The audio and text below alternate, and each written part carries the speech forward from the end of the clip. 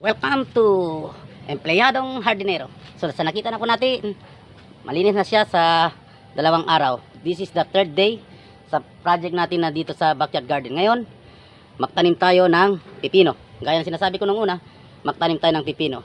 So nagbili ako ng pipino kanina sa halagang 90 pesos. Ayon sa kanila, may 70 seeds na sa loob. So more than 1 pesos per seeds. So itanim natin to dito mga kabaparts, para balang araw hindi na tayo bili ng bili pa. Yun, magtanim tayo. Yung 90 pesos siguro marami na tayo dito mahaharbisan.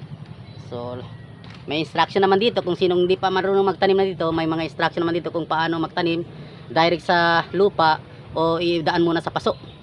Di po ba? Kung nandito na lahat ng mga instruction. So kung magbili kayo ng ganito tapos magtanim kayo dyan sa bahay nyo sa may paso, so may instruction dito kung paano magtanim.